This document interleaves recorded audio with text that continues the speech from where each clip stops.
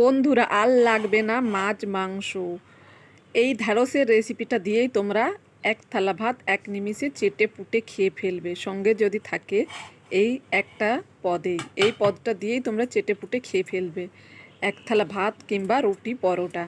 তো চলো রেসিপিটা দেখতে থাকো। আশা করছি তোমাদেরকে এই ঢ্যাঁড়সের রেসিপিটা খুব ভালো লাগবে। যারা ঢ্যাঁড়স পছন্দ করো না তারাও কিন্তু চেটে পুটে খেয়ে ফেলবে এভাবে বানালে। এখানে আমি 500-র মতো ঢ্যাঁড়স নিয়েছি। ঢ্যাঁড়সগুলো আমি একদম টাটকা কচি ঢ্যাঁড়স নিয়েছি। এগুলোকে ধুয়ে পরিষ্কার করে আমি এখন দুটো টুকরো করে কেটে নিচ্ছি। যদি যেগুলো ছোট থাকে তাহলে সেগুলোকে আমি এক টুকরোই করে নেব, সামনের পিছনের অংশটা একটু কেটে বাদ দিয়ে দেব। সব ঢ্যাঁড়সটাই কেটে নিয়েছি।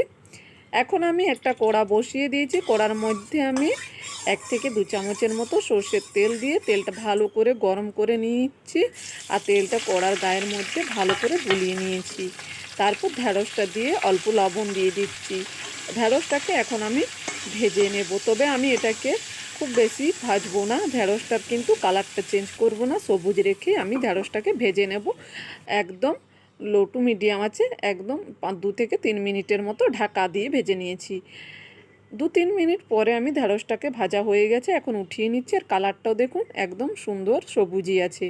তারপর আবারও 1 চামচ তেল দিয়ে দিয়েছি। তেলটা ভালো করে গরম করে শুকনো লঙ্কা দিয়ে দিয়েছি 2টো, আর 1 চামচের মতো গোটা জিরে ফোড়ন দিয়েছি। তারপর আমি এখানে একটা পেঁয়াজ ঝিরিঝিরি কেটে রেখেছিলাম, সেটা দিয়ে অল্প লবণ দিয়ে পেঁয়াজটাকে নাড়াচাড়া করে নিচ্ছি, পেঁয়াজটা যাতে খুব সহজেই নরম হয়ে যায়। তারপর এখানে আমি একটা টমেটো দিয়ে দিয়েছি। টমেটোটাকে আমি একটু বড় করে কেটে 4 টুকরো দিয়ে দিয়েছি। টমেটোটাকে আমি খুব বেশি নরম করব না, টমেটোটা জাস্ট খালি একটু নাড়াচাড়া করে তারপর অল্প উপর দিয়ে জল দিয়ে দিচ্ছি যাতে মশলাটা পুড়ে না যায়। এরপর এক এক করে আমি মশলাগুলো অ্যাড করে দিচ্ছি। 1 চামচ জিরে গুঁড়ো, 1 চামচ হলুদ গুঁড়ো, হাফ চামচ ধনে গুঁড়ো, আর লাল লঙ্কার গুঁড়ো দিয়েছি হাফ চামচেরও কম। ঝালটা তোমরা যেরকম পছন্দ করো সেই হিসেবে তোমরা দিতে পারো, যে যেরকম পছন্দ করবে ঝাল নিয়ে নিতে পারো। তারপর মশলাটা নাড়াচাড়া করে আমি অল্প জল দিয়ে মশলাটাকে কষিয়ে নিয়েছি। এদিকে আমি আগে থেকে 2টো আলুকে সেদ্ধ করে রেখেছিলাম, বড় সাইজের আলুটাকে আমি সেদ্ধ করে খোসা ছাড়িয়ে তারপর হাত দিয়ে ভেঙে দিচ্ছি আলুটা ভেঙে দিয়ে তারপর মশলার সঙ্গে ভালো করে মিশিয়ে নেব। একটুখানি 1 সেকেন্ডের মতো কষিয়ে নিচ্ছি যাতে আলুটার মধ্যে লবণ মশলা সুন্দরভাবে ঢুকে যায়। তারপর আমি এর মধ্যে দিয়ে দিচ্ছি হালকা উষ্ণ গরম জলটা দিয়ে আবারও ভালো করে নাড়াচাড়া করে মিশিয়ে নিচ্ছি।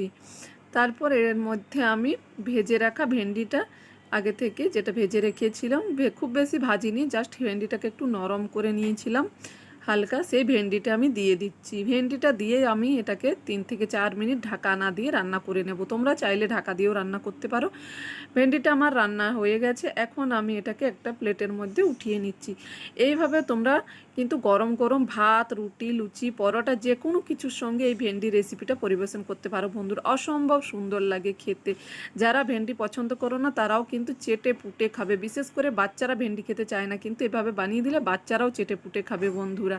তাই রেসিপিটা ভালো লাগলে অবশ্যই চ্যানেলটি লাইক, শেয়ার, সাবস্ক্রাইব করতে ভুলো না। আর কমেন্ট করে জানাতে ভুলো না ভেন্ডির রেসিপিটা তোমাদেরকে কেমন লেগেছে। সবাই ভালো থাকবে, সুস্থ থাকবে। নতুন রেসিপিতে